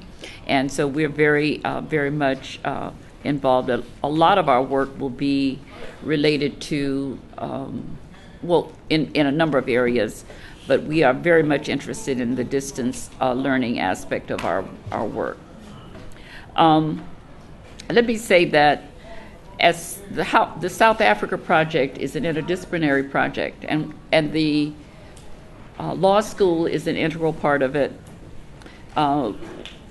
One of our goals was to engage different organizations or assist organizations in working in South Africa. And so in that capacity, we have worked with the NBA over the years in organizing, facilitating contacts with South African governors and attorneys. And recently we were designated by the national chairperson of the African National Congress, which is, of course, the oldest liberation organization in the world, in Africa, on the continent, as they celebrated their 100th anniversary to coordinate the activities along with Mel Foote and a number of others. So one of the things that we did when we were asked to do that is to reach out to the National Bar Association. And so they have participated with us in many of the activities that continues to be ongoing. One of the major things that we did was we were invited by the Embassy of South Africa to host the Minister of Justice and Constitutional Development, Jeff Radebe, because they are in the process now of reviewing their constitution and evaluating it, and they wanted assistance from the National Bar Association. And so we were able to engage the NBA in this process, and we hope that it will be ongoing, because it is an ongoing process. And especially, I think, even during the next meeting, we hope that they will be presenting at the Judicial Council meeting at the National Bar Association in July in Miami. We have, as part of our work with South Africa, this is just an example, we have a number of legacy activities that we have engaged in, or we plan to engage in, areas of science, technology, education and math, business. We have a global business and entrepreneurial development program. We're doing work in social development, HIV/AIDS, work on the equitable economy, and then the archival research and digitization, which is a major area where we're working with the Congressional Black Caucus, and we had been working a lot with Congressman Payne in that area. And with our new director of the Moreland Spingarn Room, Dr. Howard Dodson, we've been invited by the African National Congress to assist them in digitizing their archives throughout the world, and helping to organize them for use in the process of deepening their democracy. One thing I'd like to mention, we have a major initiative with the University of Pretoria where we're looking at climate change, atmospheric sciences, and beginning to work in that area. So I'm saying this to say that there's opportunities for partnerships with attorneys in all of these areas. One thing that was mentioned at the recent BRICS conference is their emphasis on science and technology. And South Africa has this large, this rare square kilometer array telescope, which is located in South Africa. And so the scientists from all over the world are going to South Africa to study using this. And so we're trying to bring in, because it will be contributing a lot to science and technology globally. So we want to make sure that we include the diaspora in this process, HBCUs, etc. And then finally, we have a big effort on the continent in what we call appropriate technology, where we are focusing, Dr. John Trimble is chair, but there are a number of others, scientists, where the focus is on developing technology to meet the needs of the continent. So that, for example, if we're looking at telecom and broadband, you want to develop the broadband applications so that it would meet and assist in development and so forth. So rather than just using it to advance riches and so forth. So that is kind of like a summary. Howard is very, very much interested in continuing our association. As you know, a large number of the members of the NBA are graduates of the Howard Law School. So I spoke to Dean Dart before I left and told her that I was coming to this meeting, and she was very excited, and she said she had spoken with Kevin about it. So and I'm very pleased to see all of the young African scholars and students and practitioners here in Howard University. It's very welcoming for all of you to come and participate in our programs. Okay. Robin? Thank you. My background has mostly been as a U.S. diplomat. I served most of my 20 years on the continent, and my last 2 tours were in Nigeria and Congo, and I now have an advocacy initiative. I just want to give some practical examples on that relate to the discussion, and I'm going to put it in several areas. One is things I think the NBA can do, your entry points, your action items, and what resources you bring to the table. I also want to highlight 2 things. Not only do you bring lawyers, but you need to bring judges. And so don't forget the judges in the mix. On the first point, things you can do, what I didn't see on the ground for my 20 years is really the presence of the diaspora. And it was very, very disheartening to know that we have all this talent here and we're not bringing it on the ground. So I'm going to focus on technical assistance. I think there are areas that you can focus on. Certainly the regulatory framework that's been talked about. Alternative dispute resolution is really, really big. Capacity building, constitutional law programs, arbitration, and partnerships certainly with the African bar associations on the ground. I would add to the partnerships, certainly we've already talked about the EU, but don't forget the regional organizations. ECOWAS, SADC, ECA, they all have legal offices. They all need your help in the areas that I just described.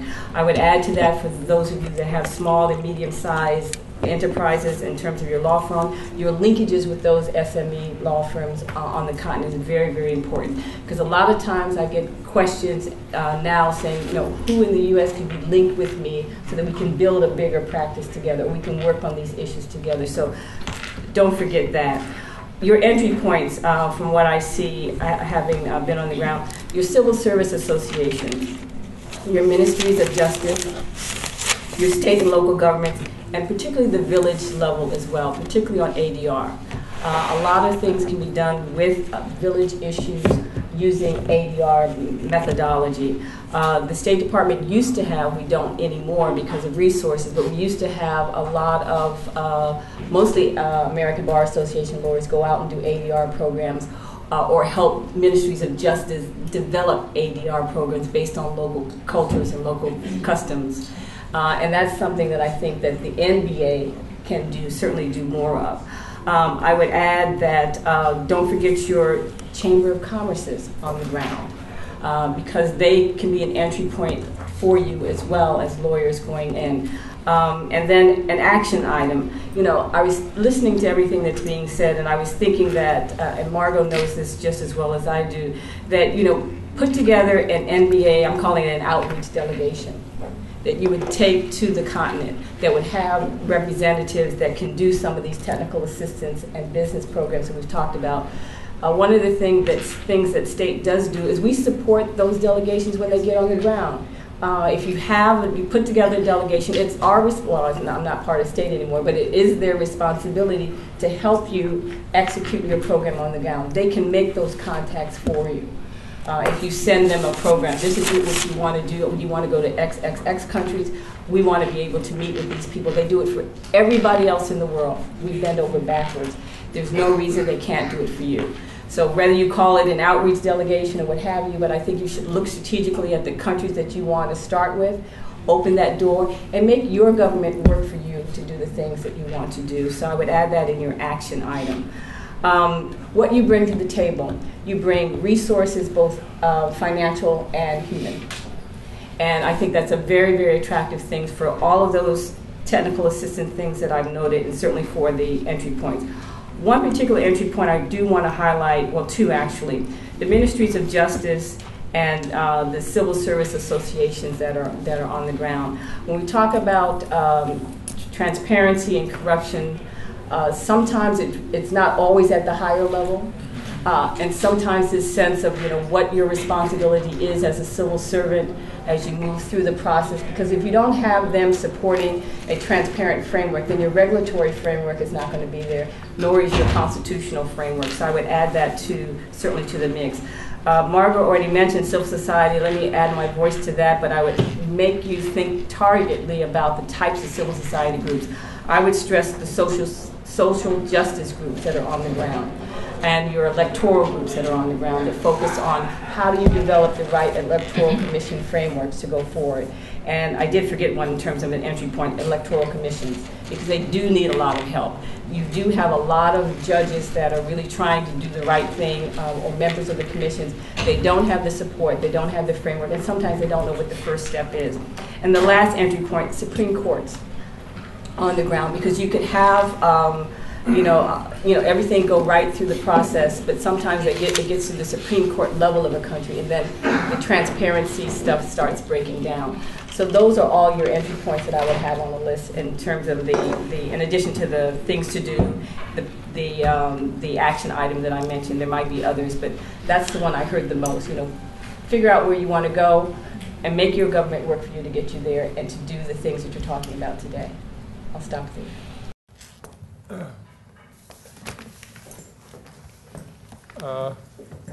Robin, first off, thank you. I think you just wrote another book for Kendal. Always looking. You want me to write the chapter? Okay, we want to take a few minutes because we wanted to frame this as a brainstorm to hear your ideas about how the National Bar Association can engage in Africa. So we just ask you to just give you a bullet point as to how you think this conversation can go forward, where the rubber can actually meet the road. So we want to, nothing long. Anybody speak more than 30 seconds because you cut off. And, but I want to have as many women as possible to speak because I see all the brothers got their hand up quickly. That's how brothers are. So, Earl. Yeah, I'm involved with the ABA section of international law. And there's a program in association with the UNDP and the IFC, Jacqueline Vichinja, on the staff here on 15th Street. Is heavily involved in this, in sending people to train in North Africa and the Middle East. I don't think they're that heavily involved in the rest of Southern Africa and so forth. I know that is a very good group. They are actually sending people out and helping in the drafting of constitutions, ADR programs. Some judges from Egypt were here, about 10 of them, about a month ago. They came to DC and New York. So they are on the ground doing things already. And so that may be one way you can develop, you can get some traction up front. Instead of trying to organize everything yourself, you could piggyback on them, work with them to do it. And the IFC is also very interested and has funded some of these ABA programs. So that's a very key group. And you know, the IFC's role. One last thing, and just to back up what the ambassador said, each of these American embassies, they have commercial attaches attached to the embassy. Well, most of them. No? Not anymore. Not anymore. Okay. Well, that's their job. Okay, we got the Nick, are you taking notes? Somebody taking notes on this? No, somebody capturing? Okay, somebody got it, right? Okay, next. We got to have a woman, Kim. The World Bank recently launched its Growing Africa report. There were no, as you know, I told you there were no women in the room. I was the only black woman at the table. They did have piped in from Kenya, DRC, Uganda, several people. But one of the things that I think that this might, the lawyers might be able to help is, they're on a very aggressive track. Agriculture is like on the move. That's where they know they're going to get the money. And one of the things the report said was, they're dealing with the land grab issue right now. They're dealing with people coming in just snapping it up. And so many people don't understand what's the subtext, what's in those what are the fine words, and they're having things taken away from them, which they could probably get a lot more money for, and especially with regards to women, because one of the women in DRC, just at the end of the meeting, she says, well, the problem with this report, there aren't any women in here. Speaking of women now. There aren't any women in here. And she says, I have a problem with that. They make up 70% of the farmers in Africa, right? And so then, they scramble and they tried to find women and they found one or two references and an email comes out later and it's like, oh, well, here we found 3. And I'm like, well, I haven't been able to find any more. But this is where I think that lawyers can really, if you can help those people, because I guess what happens is that the men actually own the land, right? And then the women are the ones who are working the land. So somewhere in there, somebody's got to get educated, or they're just going to lose everything, and then they're not going to own anything, right? So. Okay, what I hear is that the black lawyers ought to be involved in the issue of agriculture and land tenure in Africa, which is absolutely crucial. They see a lot of money right there, right now. All right, next, right here. I think that everyone has talked about multiple needs, and I think it would be important for the project to really focus and perhaps roll things out. A couple of key things to consider is whether or not there's going to be a focus on the private or governmental technical assistance, because those are different, obviously. And then also to recognize that some of those legal cultures are civil. And we come from a common law culture. So when we go and try to provide technical assistance, understanding that they are coming from a different legal framework and trying not to impose our framework onto theirs, because sometimes that won't work. And while most of the countries will need a regulatory framework, some may not want what we have here, because some would say that we have too much. So I think really engaging in a dialogue and figuring out, as the ambassador said, who the appropriate points of contact are, and then potentially rolling it out as a phased project rather than trying to do everything, because there's a massive need. Okay. Congresswoman, anytime you need to speak, we need to hear from you before you leave, so just let me know when you need to jump in, okay? Great. 3 or 4 quick things. One, OHADA is an organization that's looking to, it's a French acronym, please don't ask me to tell you what it stands for, I don't remember now. But they're working on commercial law enhancement in African countries. And they certainly welcome all the advice and technical assistance they can, because a lot of governments, as I mentioned, weren't born out of a situation where they had a full-blown government, so they do need to develop that commercial law to make it work. The other thing is, I don't know how many folks are aware of it, but 10 years ago, the African Union declared the diaspora the 6th region of Africa, and that has not been actualized. And I think that NBA could play a major role in helping them to see how to do it. There are people who are doing it politically, but legally, how that works, I think they would need some assistance. And in the 50th anniversary of the AU, I think, or the OAU, they would be receptive to that. Also, for the last 10 years, I've been working on a dual citizenship project, where many of us, as Congressman Meeks said earlier, have taken the DNA test, and we know where our ancestors are now, not where they were when they left, but we have some idea of what country we're connected to, and many of us now want to be more involved in. An attorney friend of mine in California did a paper talking about how this could be actualized in levels, so that you could have, you wouldn't be necessarily be a full citizen, but maybe you could have the rights to come and go without a visa, or to own property, or to do business, but not necessarily to vote. And I think that a lot of these governments would welcome some assistance in figuring out how to get us to be more connected legally without necessarily getting a whole bunch of foreigners coming in trying to change everything, and next thing you know, everything's Soul Train. They don't necessarily want to. Well, one of my concerns is casting too wide a net.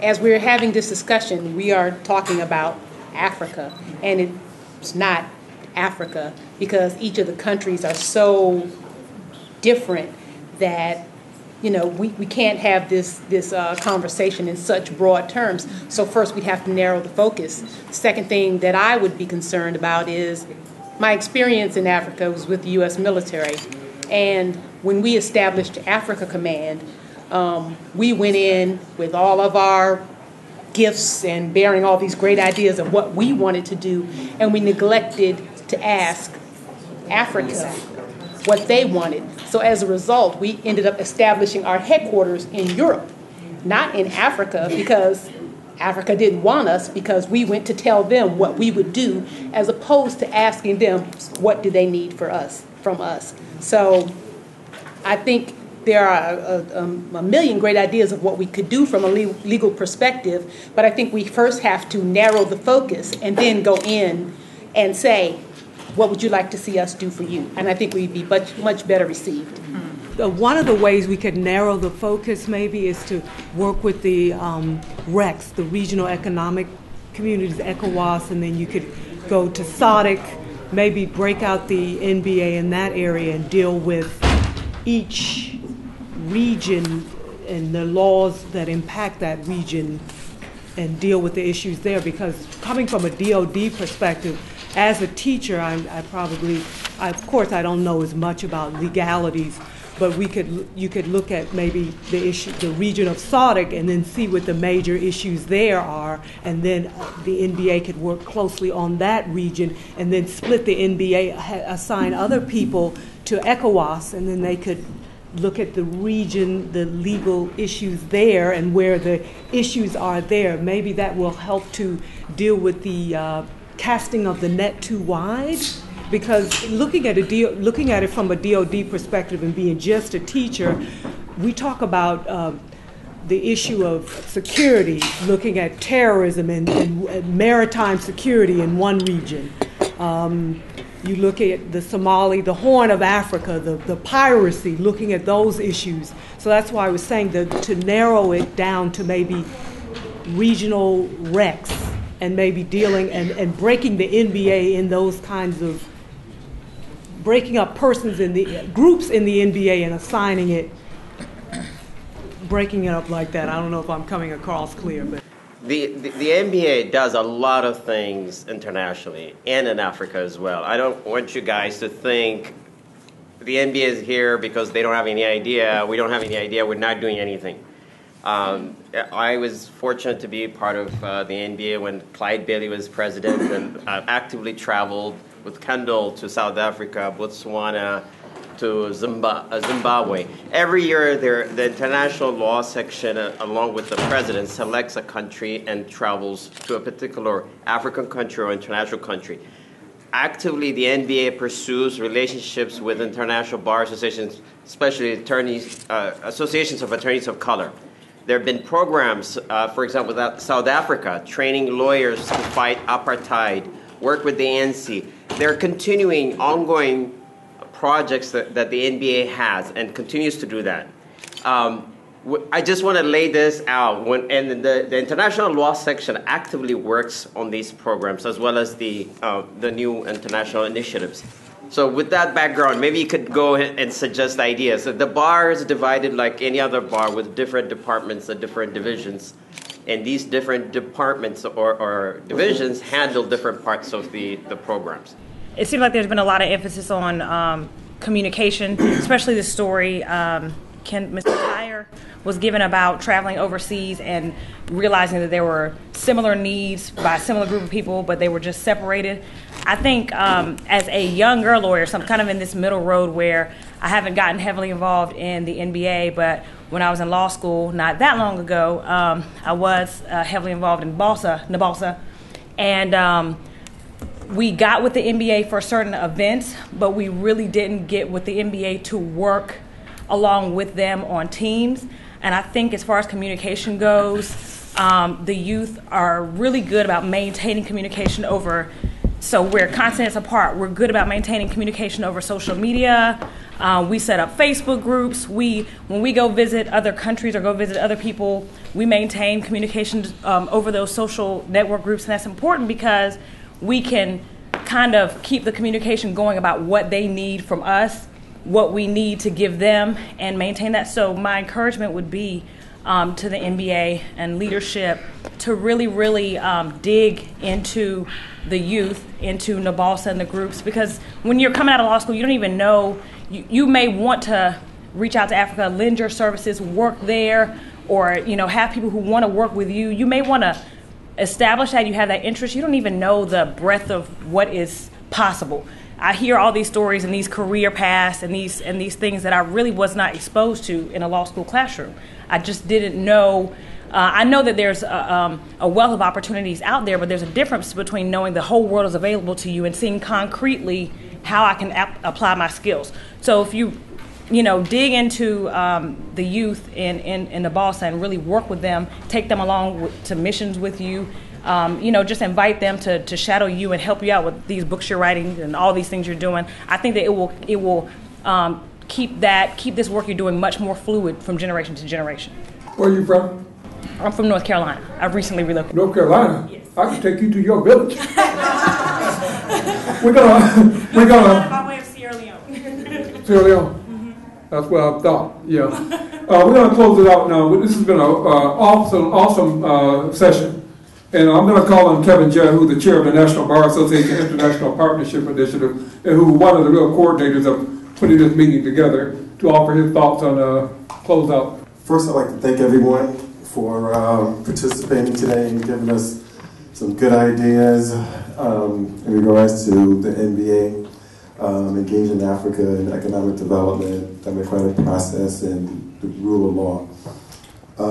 Everyone's comments were consistent with what the NBA board last year wanted this committee to do in regards to as a public service program, international program for the NBA to broaden its brand, get more members into the NBA, and do some good things for Africa, and also bring Africa up at the same time, bringing the black attorneys up here as well. Let me just tell you some of the assistance that the committee is planning on doing. They are planning on providing membership opportunities and benefits, international meetings, legal workshops, which includes seminars and symposiums, specialized training conducted in the United States, assessments and advice on proposed laws drafted by or for African descent countries, and preparation of background materials and analysis of legal topics of interest.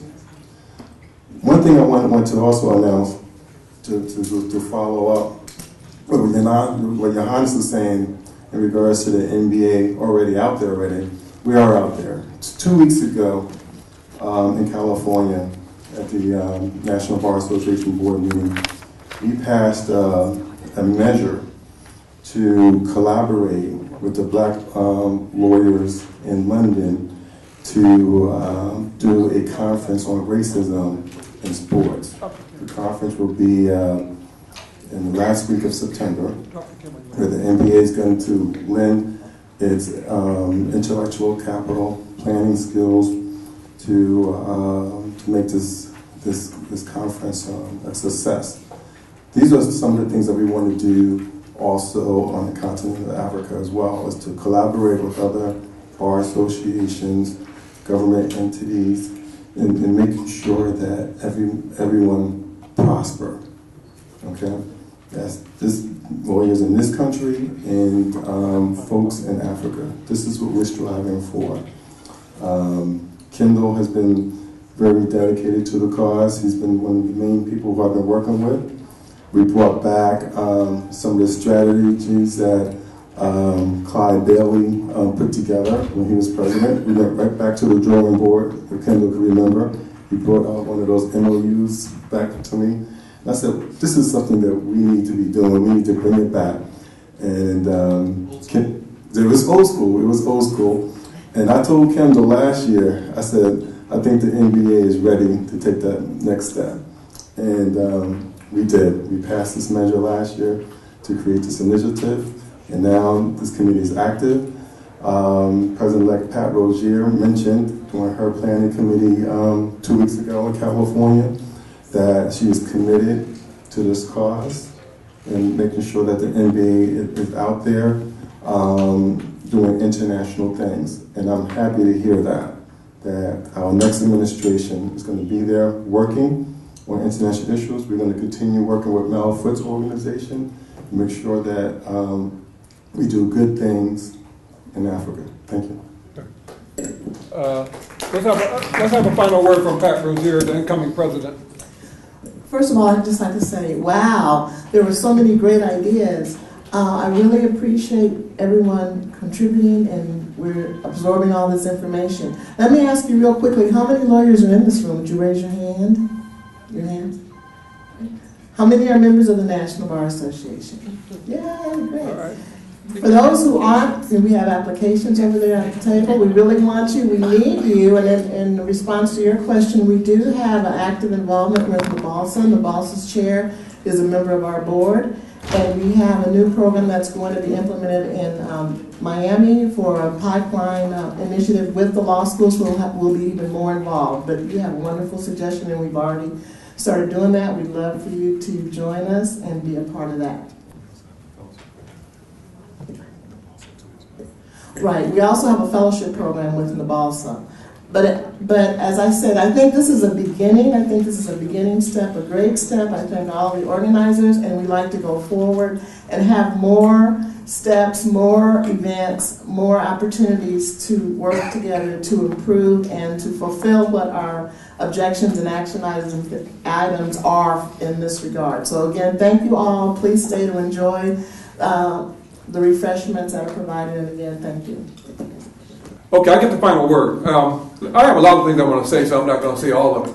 I want to say hi to my sister. I met her at the Bar Association down in Nassau recently, and we were eating chicken wings together. But I was down on vacation, and they were down there doing business. But we had we rode in from the airport together, so we got a chance to talk. So it's good to see you. I want to say a lot of things. I recently hosted a meeting with the president of Sierra Leone here at Washington, and he's bucking for your participation. I also met the Minister of Justice from Senegal, who's a woman, and she knows about this meeting. I've been sending her all the information, gung-ho about being involved. She talked about there's a women lawyers network that she's heavily involved in, that they're very active, and they're eager to build a partnership with the National Bar Association. From the perspective of Constituency for Africa, we're a small organization with a big footprint. And what we really try to do is to get our constituency to support Africa. Now, when we see the National Bar Association, we really do see the wealthiest blacks in America. We see the top 2%. We see the top 2% of black Americans, wealthy, healthy, educated, informed. So what they say in the Bible about those who have been blessed, there's a lot being, So this is not a polite conversation. This is a demand that the leaders take the lead. And so Africa needs you. You're among the wealthiest blacks in the world. Right around this table.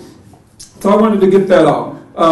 CFA. I've always been involved in Africa, and this is my passion, and and really my job is to really build a constituency to support Africa and the United States. And we see the Bar Association, we see the Medical Association, we need the Society of Black Engineers. We see all of these groups around the country who we don't see in Africa. We don't see you monitoring elections. We don't see you when they're cutting the deals in Africa. We don't see you when the lobbyists around Washington come around calling. They're not us getting paid $30,000 a month, except for Herbert, people like him. We know the game. We know it. And so this is really a takeover bid. This is something that comes from Marcus Garvey and Kwame Nkrumah, CLRJ, Padmore. All of the ancestors are watching us right now. And so it was great to get the Congresswoman and Congressman here. But this is really special for them. When they saw what this meeting was about, it was a must for them. So this is really speaks to the serious nature of it. This issue of, I was at a conference in Ethiopia late last year, organized by the Economic Commission for Africa. And this really was about the issue of land grabbing, oil rights. And what I found was these African governments really lack capacity. There's all kinds of other issues that were discussed, corruption and other things that are on the table. But the bottom line is they didn't have a clue. And so I was a lone African American at this conference of about 500 government ministers. And of course, we talked about a lot of things. But I stood up and talked about, the 10,000, engineers, black engineers who are working on major projects. I talked about the Bar Association and the 50,000 lawyers and judges. They don't know you exist. And even last week, the State Department called me and said, there's a group of French African journalists, French African lawyers and judges who are in town. And they don't even know about the National Bar Association. So they're meeting with white lawyers, because they don't know you exist. And so one of the things we got to do is change that whole paradigm. Now, for sure, CFA and the National Bar are going to sit down in the next week or so to debrief on this here meeting and to talk about strategy. So when I think about scope and scale and all those kind of things, I'm not worried about it.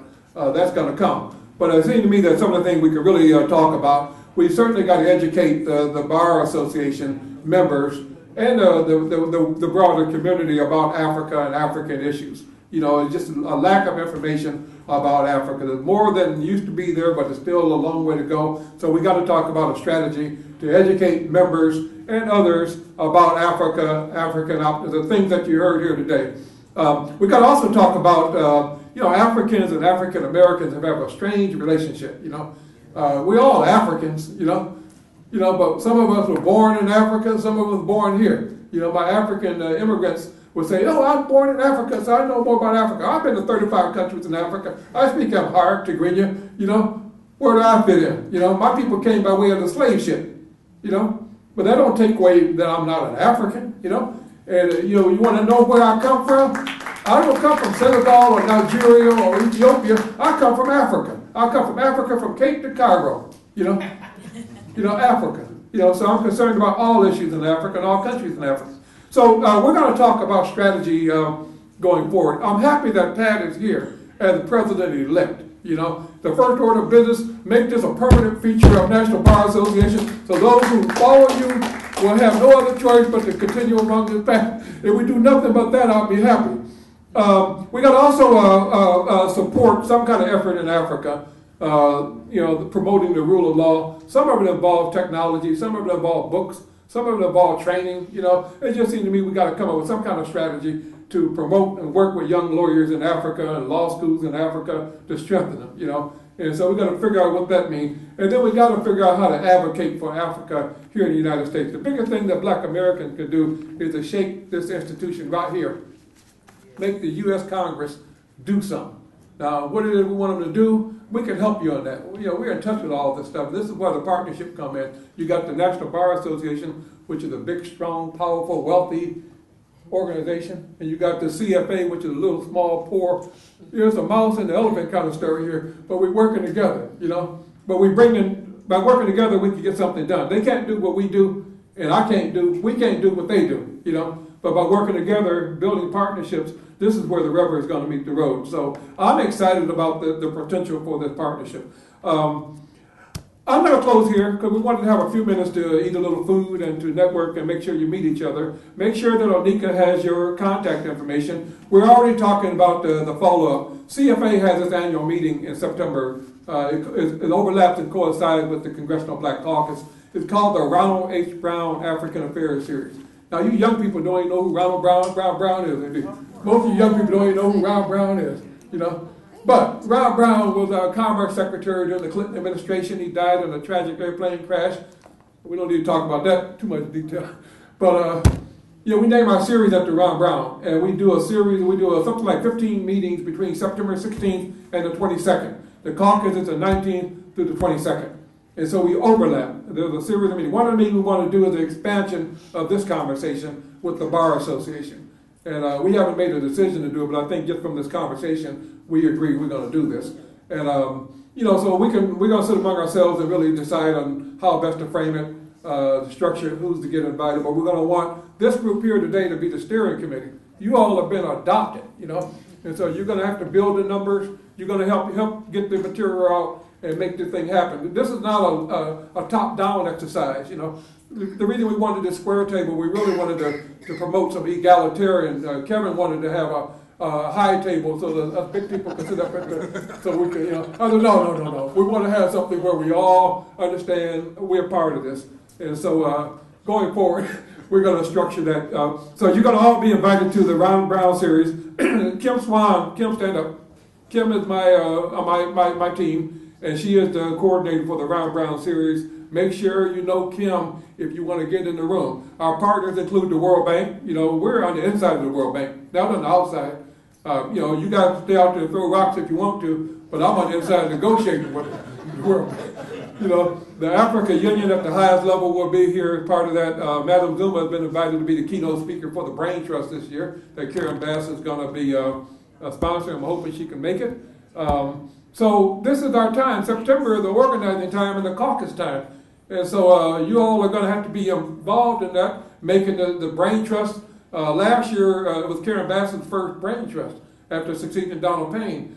And I have to tell you, it was the best that ever happened. It was historic in nature. I mean, the standing room only, you have to almost get a slip to get into the room, you know. And so they're already talking about, you know, expanding that and making it richer and deeper. So, you know, you're going to have to be involved in it. So now is the time to start working with Margot and Eric on the Brain Trust and start working with CFA on the Ron Brown series. And with Kevin and Pat and I and others are going to make sure that we put together something to immediately follow up on this conversation. So thank you all for coming. It was a wonderful conversation. I think, you know, I feel real good about it. I hope you all do too. So stay and meet somebody, eat some food, drink some, and thank you very much for coming. Thank you.